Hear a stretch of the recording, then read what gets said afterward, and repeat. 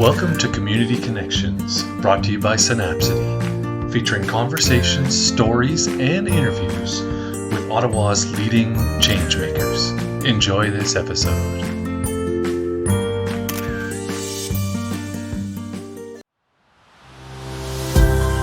Today on Community Connections, we are so proud to bring you a conversation with the new College Ward Councilor and former Executive Director of Synapcity, Laine Johnson. Enjoy this episode. All right, everybody, welcome back into Community Connections, and we're excited today to be joined by Laine Johnson. And Laine and I met just after the election, and we said, hey, why don't you come on down for one of our Synapcity podcasts? Of course, busy life as a counselor, so we're finally able to get it on the books for today. How have the last few months been since Election Day, Laine? They've been full. So we went right from governance to budget, and now those two big pieces that set the stage for this term of council are complete, and that's helpful. Next, we're going to be going into our strategic priorities for the term of council, which will further define what it is we're trying to achieve as a city, and those will be our guiding documents the whole way through. Fantastic. No, congrats. I know that was a lot of work. So yeah, we're going to chat a little bit about your term and some of the things that you're hoping to accomplish, but let's go back a bit to your time with Synapcity. You were executive director for a number of years, and I'm wondering, how did your experience at Synapcity inform your campaign and your current term as city councillor? My time at Synapcity completely informed my intention to run and my approach as a city councillor. I don't know if I would have ended up taking this step if not for the connections that I made during that time, the education that I received during that time about the City of Ottawa, and the confidence to negotiate through differences of opinion, which is the part of Synapcity that really makes me the most excited. So, already here at City Hall, we have, you must believe that everyone who gets elected has the best intentions for the city, that they want the city to be a place where everyone can thrive. But of course, people have different ideas on how to get there. And as a counselor, I have found already in the first 4 months that curiosity is really the best first step.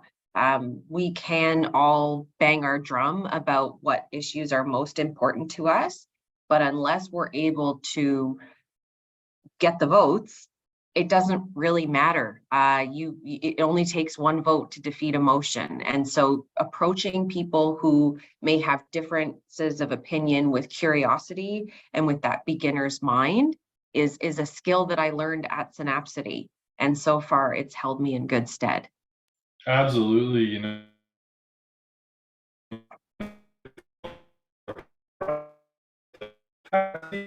Centretown Citizens Ottawa Corporation, where you help manage over 50 properties. So tell us a little bit about that experience. Sure. Well, that came from my Synapcity experience. So in fact, the executive director of CCOC at the time created a department called Tenant and Community Engagement and recruited me to start that department, knowing that creating communities within the people that live in the buildings is a way to, promote a better quality of life, to help with emergency preparedness, to deepen people's contributions to the city overall. And so that work was really exciting. I ended up getting pregnant and having my second child, so I left that role sooner than I think I had first thought when I signed up. But sometimes when we're thinking about city building, we often skew towards the homeowner, the taxpayer. We have these really sort of in-group and out-groups of the types of people that we think are creating the communities that we live in. And CCOC believes that everybody, regardless of whether they rent or whether they use a subsidy or wherever you are in your stage of life, everyone has a contribution to make. And everyone can contribute to having your house feel like a home. So that was a really exciting step for me. And because I grew up in affordable housing, that was really meaningful for me too. You know, I grew up in a co-op, so to be able to use my skills within this particular uh, uh, issue was really meaningful for me. Absolutely, yeah. A lot of skills that you can take over to being a counselor. So let's talk a little bit about your campaign last fall. We were watching it, riveting and cheering you on. And you ran on a platform of accountability, safe streets, smart development, housing, and welcoming neighborhoods. Have you had a chance to figure out how this will play a role in your term? Yeah, well, certainly, yes. So I am the counselor for College Ward. And College Ward is just west of downtown. So it starts, it's south of the Queensway, from the Maitland exit to the Moody exit. So it goes from, you know, Bel Air Heights to Bell's Corners, and then Maryvale down to the train tracks, and sort of up through Hunt Club kind of thing. And it's a unique situation because when we were first built, we were the suburb, right? So this was the outer edges of the city. Now you have actual suburbs. You've got your Barrhaven and your Canada and your Stittsville surrounding most of College Ward. So now what we are is called an outer urban ward. Everything within the green belt is now being considered an urban ward. And this shift means a real identity difference for College Ward, but it comes with a lot of opportunity. So I've kind of looked at my role as being one of course, a civic educator. So to say, with this new definition of not being suburbs, we want to create more walkable communities. We need to welcome development for the investment that we're looking for. You can see in other neighborhoods that people sometimes feel jealous of, like Barrhaven, you know, when they've got a lot of shops and a lot of walkability, a lot of parks and those kinds of investments, rec facilities. Well, that comes from that intensification. Those development charges are used for community benefit. For College Ward, it's been kind of sleepy. And so we haven't been able to harness the potential of development to invest in community priorities. So helping people to imagine a more urbanized network without losing the green spaces that we love, of course, is really what we're hoping to achieve. So through that is, you know, the safe mobility, the smart development, and then accountability was just something I think that people over the last so many years with the City of Ottawa felt was lacking, that just because of the LRT certainly, and wanted to see someone who was going to understand that their responsiveness to a community was a big part of why they were elected, and to be sort of open with the community in that way. And again, I think a lot of those characteristics came from my work at Synapcity. Absolutely, that's an exciting transformation, and certainly something that can probably model the city's transition, right? So, and we know that there's a new term of council, and there definitely seems to be a fresh energy over there the last few months. I'm wondering, how have you been able to work with your fellow councillors and the new mayor in your time so far? Yeah, well, that curiosity certainly has served me well. I think there are some themes that people have really come together on. So housing is one of them. I mean, most councillors ran on a platform of wanting to create more housing and more of that missing middle housing to create affordability. So there's a really good energy around the table that way. I think the mayor has worked really hard to create that respectful environment. He's very available. He makes sure that you know, people feel listened to, and he's very calm, and he has sort of an even approach. And I think that's really helped keep the heat out of a lot of the conversations. He's a very experienced chair. He's run a lot of boards, so this is kind of similar but different. A little more eyes on him to do it, but not necessarily that different of a role once he's in there. So I give him a lot of credit for that. But I think the balance, you know, because almost half of council turned over, there is a lot of energy, and there is a lot of ideas and a lot of willingness to redefine the culture. And there hasn't been, I mean, I don't think anybody, regardless of where you stood, was particularly happy by the end of 2022. It was a really, it took a personal toll on a lot of the existing councillors. They were feeling really worn down. There was a lot of scrutiny, well placed, obviously, but you know, people haven't trusted the City of Ottawa and its decision makers. And so those decision makers have been feeling that. So to be able to renew, I think everyone's, you know, a willing participant. We have a coalition of the willing to redefine how the City of Ottawa shows up at the council table. And so that part hasn't been too challenging. I think the only challenge for me has been that there's 25 people around that table. That's the largest board I've ever been a part of. And so to solicit input, to be collaborative takes an awful lot of time, which means you're away from your desk a lot, and perhaps, you know, you have to delegate more to your team. And so we've been working through some of those activities and those accountabilities within the office. And so far, I think we're finding a nice balance.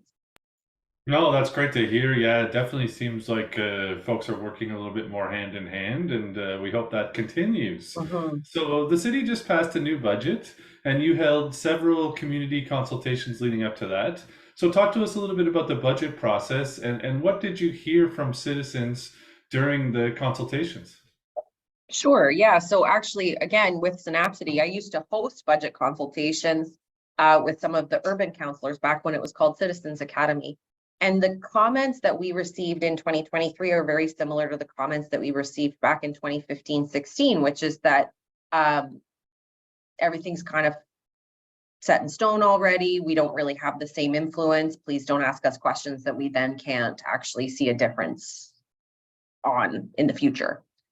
Because that's disingenuous. So that's still kind of the same process. I think what if you can imagine the sort of core activities of what a city does, the largest expenses are salaries, benefits, which obviously don't have a lot of, they're governed by collective agreements. We don't have a lot of discretion with those. And then a lot of asset management, which also has long range financial plans. So there's not a lot of discretion or wiggle room when it comes to asset management either. So when you do come and talk about the budget with people, they're really interested in, you know, often programs and services, those aspects of the city's activities that touch them personally. And that those pockets of money are pretty narrow. What I put forward at the last council meeting last Wednesday, on the 1st of March, was a motion to direct staff to look at multi-year budgeting, because I'm very curious to know how we might be able to use a multi-year budget in line with our term of council priorities. So similar to, you know, a lot of other organizations, they say, okay, in this strategic plan, in year 5, we want to be here. We want to, for example, make sure that there's no level 0 incidents with having no ambulances available, for example, by 2026. And then you can use your multi-year budget to show how you're going to have to resource to get there.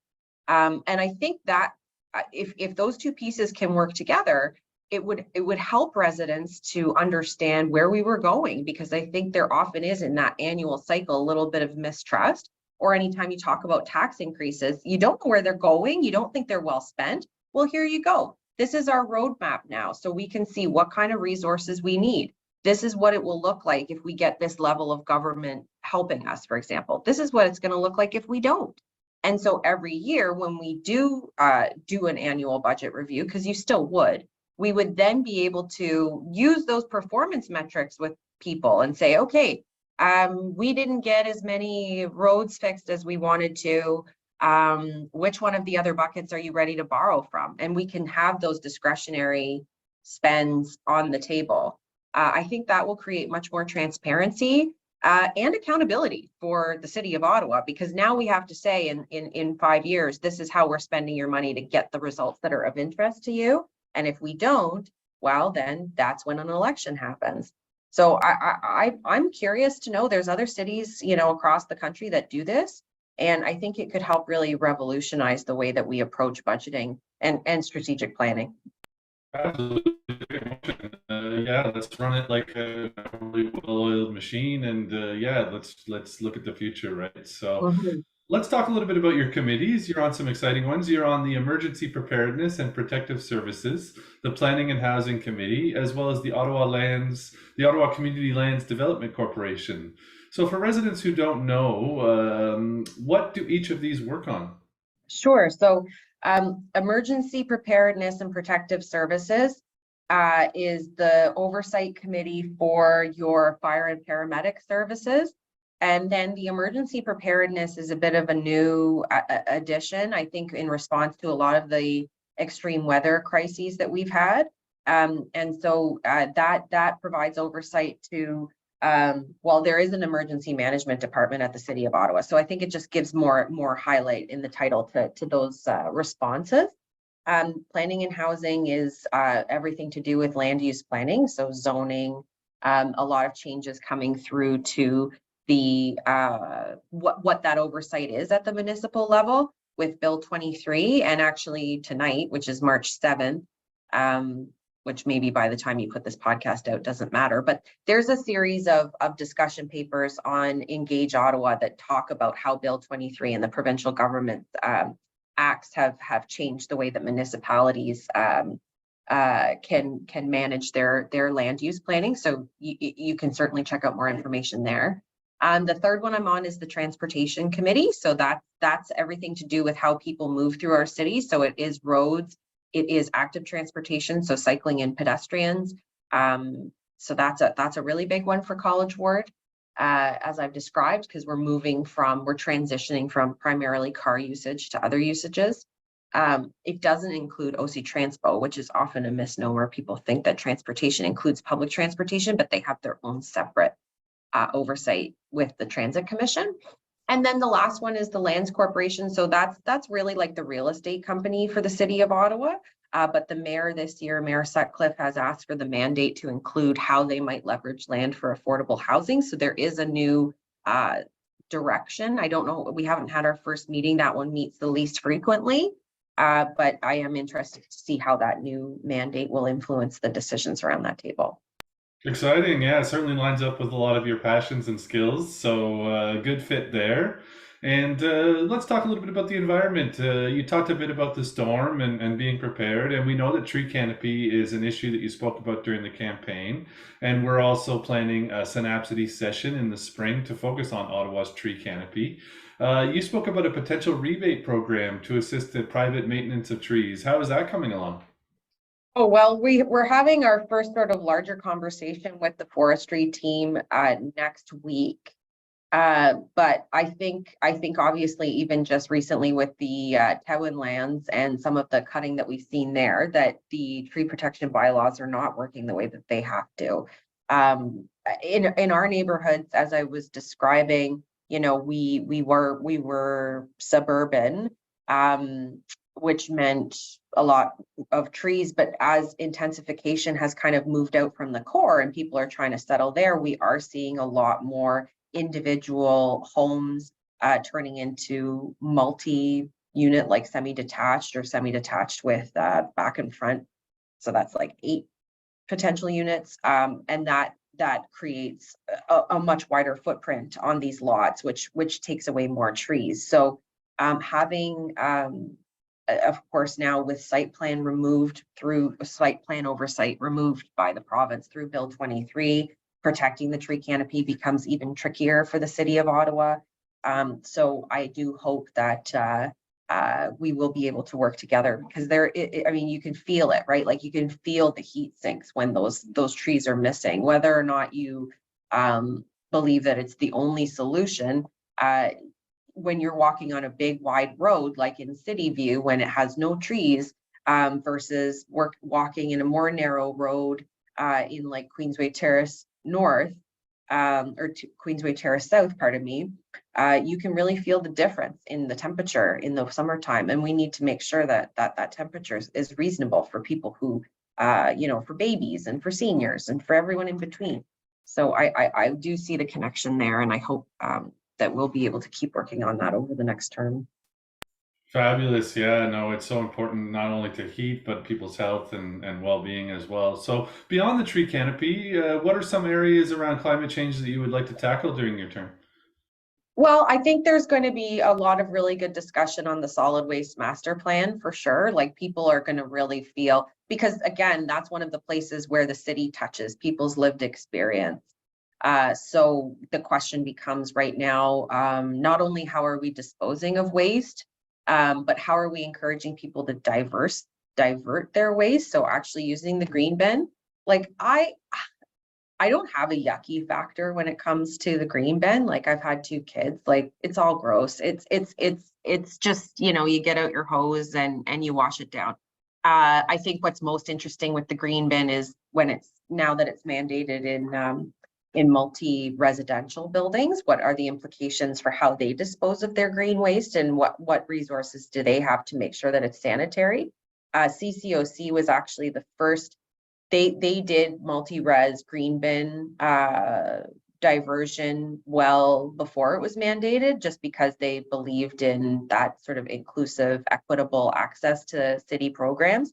So they helped to inform the City of Ottawa as the City of Ottawa was putting together those bylaws. And I know that they're going to be helping other landlords to figure it out. So it is possible. It's just a matter of uptake. So yeah, anyway, the way that people divert their waste, whether they're going to have, we're going to have, you know, so many bags for free under your property taxes and then tagged bags that you have to pay for. I think that's something that a lot of cities have done. And it does help encourage people to divert waste. So it's something to consider. What else is happening? So obviously LRT stage 2 is coming into College Ward, not soon enough, but it is coming, and really trying to make sure that it's useful to people. I think what's been challenging with the unreliability of the bus is a lot of people have invested in cars, and then that's just the behavior change. And so to change it back when you already own a car is really sticky. So trying to make sure that we can get the reliability well before the LRT is in place in 2026 so that people will start behaving differently. I know it would certainly be important for me in my neighborhood, but then Bell's Corners, for example, it's like totally isolated from a lot of connectivity. So trying to encourage useful buses in there is something that will get done in this first term for sure.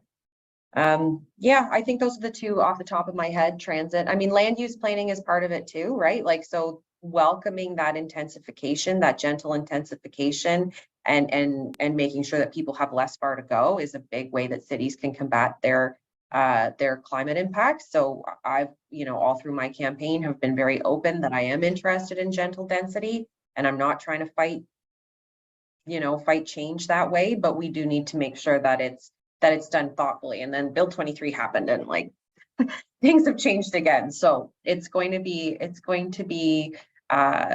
really about some more bold decisions by the City of Ottawa to bring these pieces together, I think. Absolutely. No, for sure. Lots of good topics, and it'll be interesting to watch as the role. So when it comes to your ward, we talked about them. What are some of the issues that will face your ward in the years to come? Is it kind of that density and that urbification that you're kind of talking about? Are there some other issues around safety that you're looking at? Yeah, what are some of the big College Ward issues coming? Well, yeah, I think you've nailed them. Certainly the idea of road safety and safe mobility is a big one. We have a real demographic change. A lot of those first and second owners of homes have aged out, and now we have young families that have kids that are, on streets with no sidewalks, with bikes, with balls, with, wanting to move around like that. And it's a real challenge for families to do this safely. And we have got a lot of really big roads. We've got Maitland, Woodruff, Greenbank, Moody, really big roads that feed into our 400 series highways. And we need to make sure that they go right through to residential neighborhoods. So the transition is really challenging.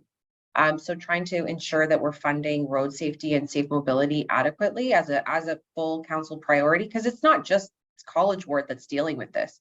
Like it's happening out in Navan, like on Renault Road. Like it's a different but same situation where they have buses that are stopping on a rural road and they don't have a shoulder, or people are walking it and these cars are flying by. So we are all feeling issues of road safety differently, but ultimately they're the same. And then the idea, yeah, exactly, of proper housing. So it's interesting in College Ward because we have a lot of neighborhoods that were built around the same time, a lot of compo homes, a lot of compo bungalows. And in these bungalows, they're the perfect, they're permissible to create secondary dwelling units. So it's like an upstairs, downstairs suite. And because we have the college near us, these have become one of the few ways that students can ensure finding affordable housing. They'll rent rooms in these homes. But because we don't have reliable transit, a lot of these students use cars. So we've got maybe six people living in a house, multiple cars, creating pressure on the streets. That's a product of a lack of affordable housing, having these students not having a proper place that, like a purpose-built rental for them. Then you've got seniors in College Ward that are still in a bungalow, but don't have a purpose-built rental for them to move out. So we've got people that are underhoused and people that are overhoused in College Ward because we don't have that diversity of housing options. And so I'm trying to connect the dots for people that, you actually do get to unlock the potential for your private market stock by investing in affordable housing. And it doesn't have to be deeply affordable often, although that is absolutely essential. And we do see the need for that, but a range of affordabilities so that we can have people at different stages of life be able to make good choices for where they want to live. So yeah, housing ends up being a big issue. And then the way that the city does that the most cost effectively is through creating density. And that creates walkability, that creates the opportunity for local economy, because all of a sudden you have a neighborhood that needs a coffee shop or a bike shop or, whatever their services are that are right there. So you end up kind of creating the audience, creating the customer base by creating density. And it's one of the only ways we're going to pay to get our roads fixed, or we're going to pay to get that rec center that you're dying for. So we have to be able to come to an understanding of this. And so, yeah, it's really about housing and safe mobility, I think. The whole city. I want to talk a little bit about small businesses. We know they're up against it in Ottawa. We are seeing several close across the city. And I'm wondering, how are you prioritizing helping small businesses? And is that something that the council's sort of talking about and worried about as well?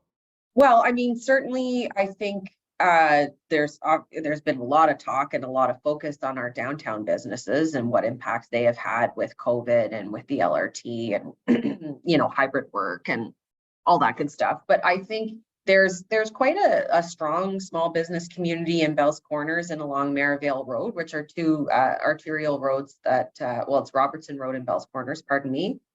So I know I am working closely with the Bell's Corners BIA. It is the only BIA that we have in College Ward. So they're really starting to ramp up, which is exciting. And then I know my colleague Sean Devine is leading a bit of activity on Merivale Road to try and make sure that as we welcome more density along Merivale, which is already happening, that we're promoting multimodal ways again of people accessing those businesses. Because if it's unpleasant to drive on, which it already is, it will only be made worse by a lot of people who don't use transit, and then those businesses can be really isolated. So making sure that we have that opportunity. Absolutely, yeah, for sure. So equity is also a big issue that we focus on Synapcity. Can you share some thoughts on how we can make Ottawa? Sorry, that we can make Ottawa, pardon me? I'm just wondering how we can make Ottawa a more inclusive city. Oh, well, so there's like the big C city and the little C city. So I think that's where my hesitation is. I guess in my role as city councillor, thinking of how the big C city can work. I also moved a motion during governance because there was a lot of conversation about our advisory committees and how they work and how they don't work. And I think we can see, both for within the city, but also with our boards, that people are using these advisory committees or delegations at committee as one of the few ways that they can, it's like the de facto public participation, because all of our other public participation is really challenging. Like I find, I'll just say it, like the Engage Ottawa thing, I don't think, and we're gonna have more conversations about this, but like if you have to create a friggin' password or whatever, or a profile to participate in giving feedback to your city, that is such a huge barrier, not only just for people who don't have internet access or that don't have, you know, computer literacy skills, but for all of us that are just so frickin' fatigued about all the different passwords we have to have, like to participate in a friggin', I don't know, like sewer stormwater management project, like that is probably the least glamorous way that you're going to have to create a profile. You're much rather going to go out and like buy something pretty for yourself online or take a yoga class. You're not going to go figure out sewers with us. So decreasing some of those barriers, I think, is really important. And then making sure that the way that we actually do engage with people shows success and is done with excellence, so that when you do come delegate at committee, or if you do come delegate at a board, or if you do participate in an advisory committee, the boundaries of that role are mutually understood and are appropriate. You know, like I think what's happening right now is the City of Ottawa has been so risk adverse, has been so closed about how to engage with people, that like people are desperate, right? Like this is like, people's lived experience. Sometimes it's a life and death situation. They're clawing at whatever opening they can have to share what is affecting them and their families. And then it creates frustration because those that information is not translated into action. So when we're looking at community engagement, this is again a Synapcity thing, right? It's not that we want to like break open all decision making all the time to public consultation, because that would slow everything down. But you need to have really clear moments and roles and responsibilities for engagement that do offer a clear outcome and a transparent outcome, and people can see how their information was used. And by doing that with excellence, we should be able to decrease the heat about where and when your information will not be used or how it might not contribute to the outcome. But unless you do one thing well, it's all garbage.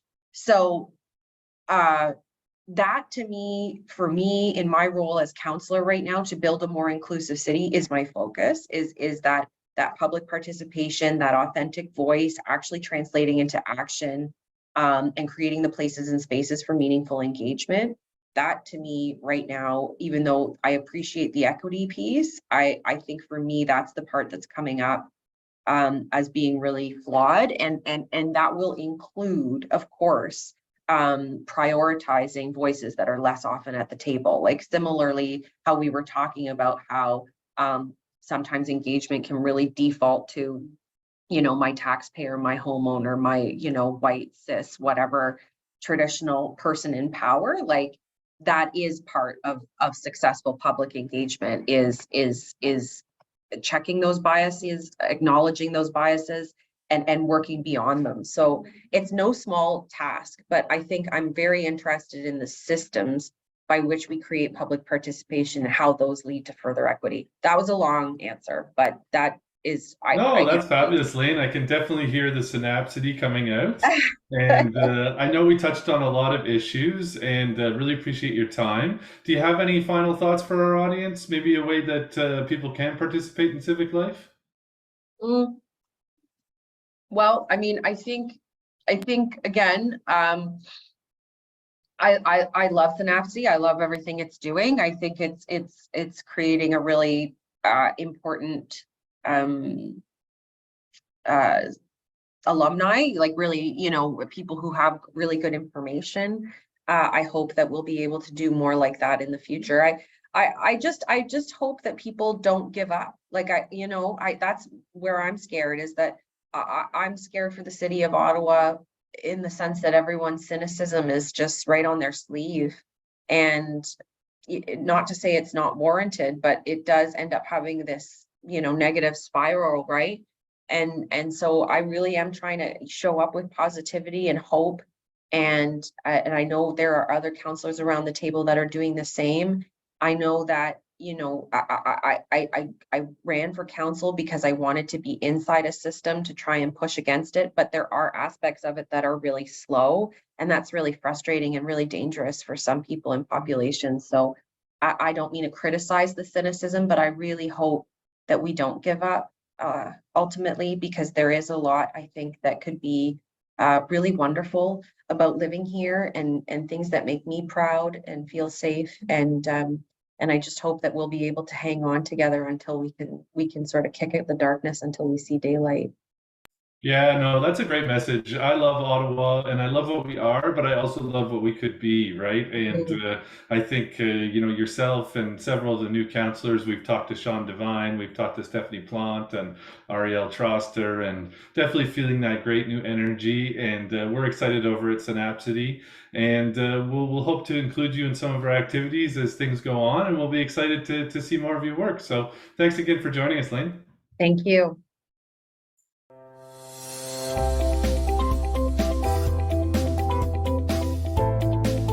Thank you for watching Community Connections, brought to you by Synapcity. Be sure to follow us on social media and subscribe to our YouTube channel for more content like this.